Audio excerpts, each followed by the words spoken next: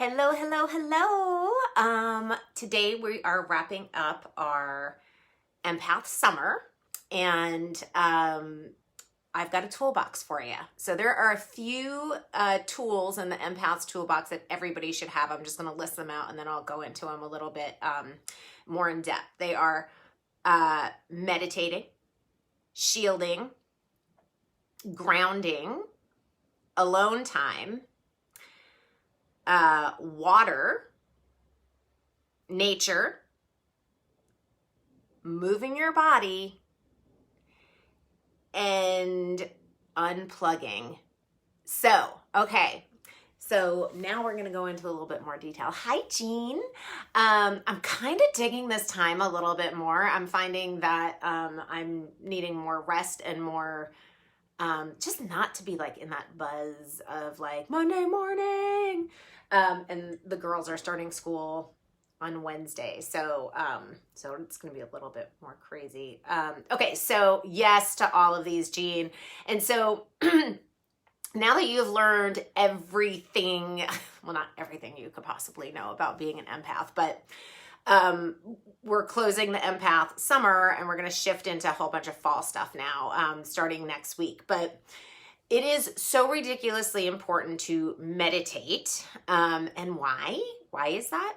I don't know. Can you guys drop it in the chat?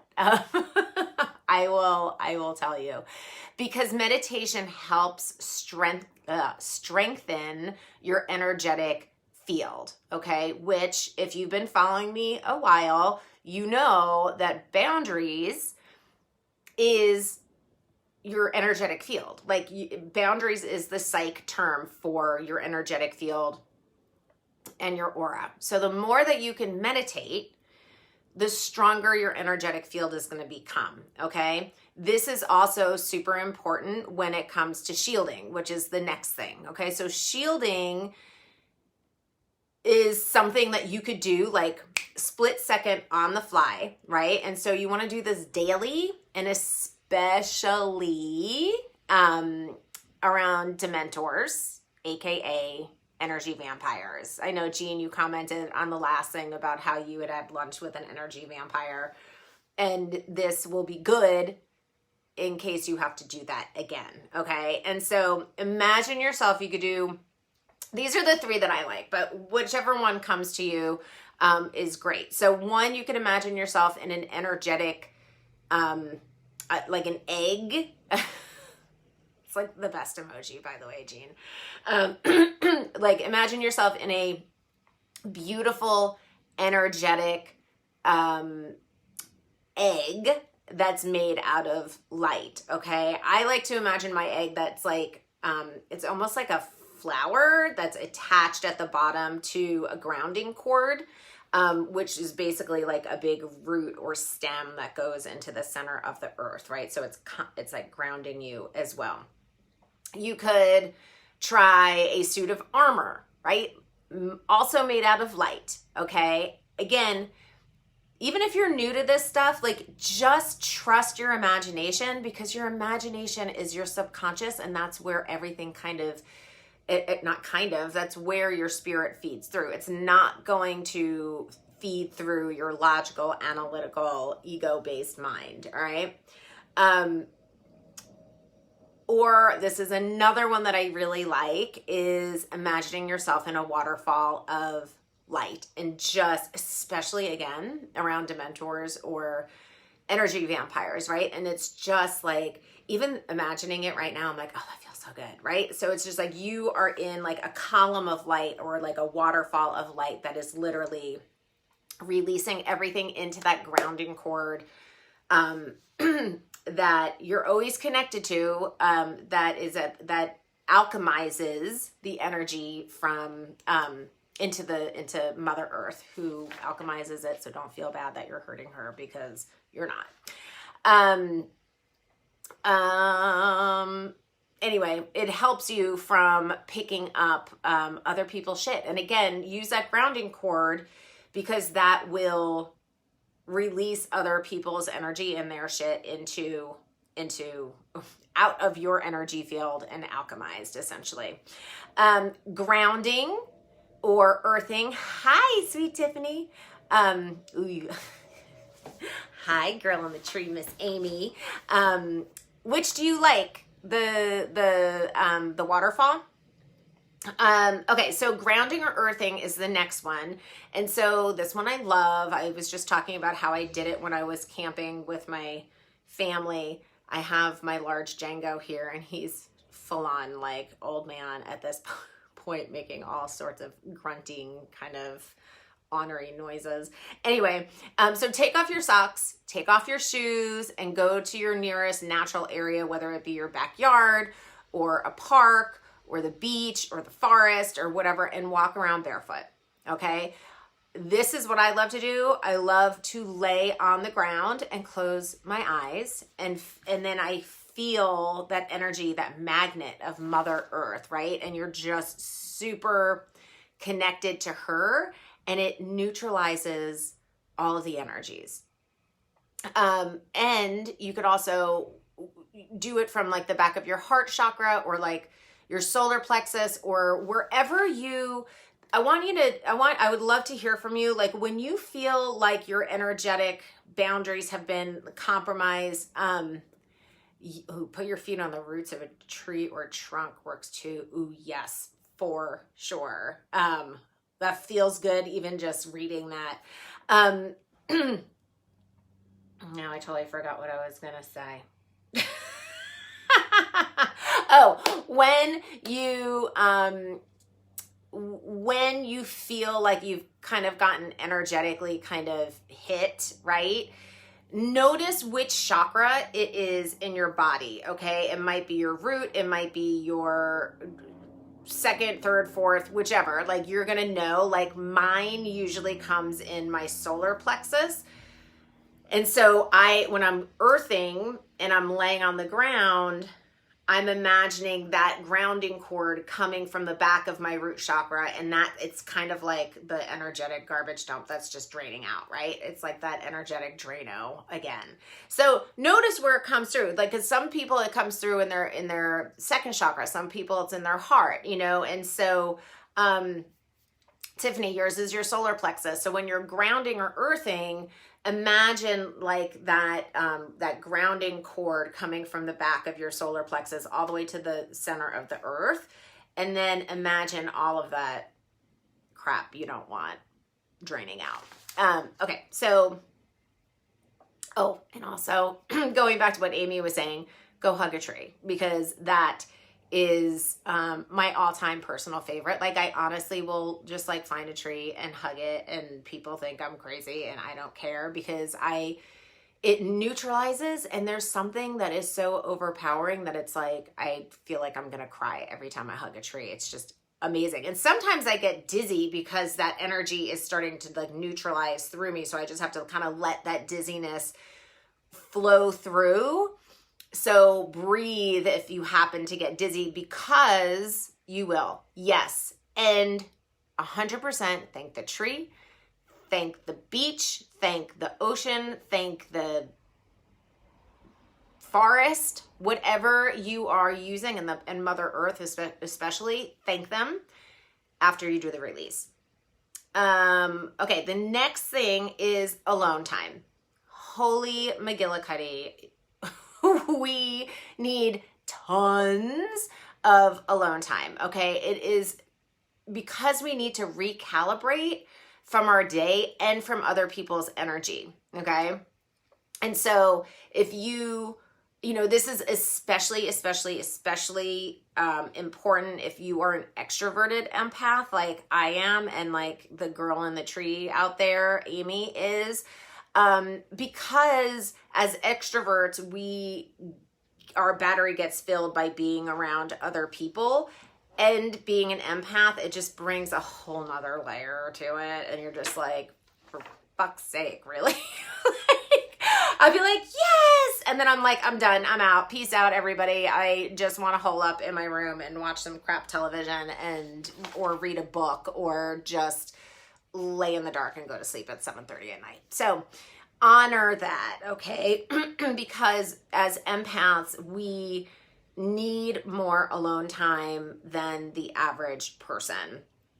And if you're an introverted empath, you already know how important alone time is. I think this one's especially true for the extroverted one. So, also water, like whether you're sitting by it or swimming in it or floating in it or taking a bath or taking a long shower. This is something that I love to do during the colder months because it gets dark super early here in Seattle and my daughter was the one that came up with it, and she's a major empath. And so taking a shower at night with the lights off and a candle. Oh my God. Yes, Kate, water is everything. And not only like showering in it, bathing in it, floating in it. By the way, if you guys haven't tried those float tanks, they're pretty phenomenal. There's a couple here, and I haven't done it in a while, but you're literally floating in these like super awesome, like mineralized baths with like no sound, no, like completely black in there. It's amazing. And it's really nice. And drink tons of water. Of course, I don't have my water right here next to me, which I usually do. But we forget, like, as like busy humans, we forget to drink water, right? And then you drink it and you're like, oh my God, I'm so thirsty. I had done like a water challenge with one of my girlfriends, and we were doing it like, we drank like a gallon of water for like, I think a week or two, which was really hard, quite honestly. But I felt so good after doing that. And so what I committed to, because doing anything like those things I can't do for a long amount of time, like I cannot do those like Whole30s or like any sort of like super regimented things. I just think it's not in my nature. I'm like, fuck that shit. They're telling me what to do. I can't do it. But like what I took away from that water challenge is that every morning I take a big like mason jar of water, like the ones that you would get like a, I don't know, pasta sauce in or whatever. I fill it up to the tippy top, which is 32 ounces, and I chug it all the minute I wake up. And then I mean, it's kind of like, okay, just do it. And I do it. And then I know that I could, and then I just drank a half a gallon, which is basically 64 ounces, which is what we're supposed to drink anyway. And so I'm like, okay, I got one of them done. I just need to drink another one during the day. But the amount of water that I'm committed to drinking, which is what you're supposed to drink, has made an amazing effect on my life. I'm like, oh, right, water, duh. I've come to the decision that those duh moments and those aha moments are like the same, like different sides of the same coin. Because it's like, oh my God, I just totally had this like, oh my God, aha. And then I'm like, or I'm like, duh, I can't believe I thought about that. I've been thinking about trying the float thing. I was concerned because I'm not a strong swimmer. The ones that I've been in, you're only in about 18 inches of water. And so it's kind of like it's like a bathtub, and I think it's magnesium and something else that makes you float. So you're literally floating in 18, inches of water. So, I would call and ask the ones near you and see how they are. And there are some that don't have that you're like not closed in. Like some of them have rooms, which is the first one that I tried because I was like, I'm not so sure about being closed into this thing. So, I think our bodies are made up of the same ratio of water to the ratio of water. Oh, that's pretty deep. Amy, yeah. Well, and it's true. It's like we are a water planet, right? And so we are made up of water. So duh, aha, we need to drink more water. And it just recalibrates your system. And I just feel like I'm in a better mood too, right? Because it's like, I know I get hangry and all that kind of stuff, which is also a big thing for empaths. It's like, oh my God, if we're tired or hungry, like don't be with us. Yes, 100% connected. Go out in nature, right? Same, it's very similar to the grounding, but just allowing yourself to be in nature. Even if you're gardening or if you like live in an apartment, like get yourself some plants or like go commit to taking a walk or go to a public park or something, you know, but be connected to nature because it fills our souls. And move your body. Always move your body. Again, like whether you're taking classes or just going for a walk, but when we exercise, we are releasing the energetic toxins that we're picking up throughout the day. Feed me, Seymour. Totally. I mean, I went to a plant store yesterday and I just was like, I just want to stay in here. I actually went to two and I was like, oh, like it just like just walking into these stores just automatically I just vibed out in there. It was awesome. But when we move our body, again, whether it's yoga or walking or taking classes or whatever, we are literally releasing not only like toxins that we don't want in our biological makeup, but our energetic makeup as well. And then, you know, it's like we just have to learn, going back to alone time, how to unplug.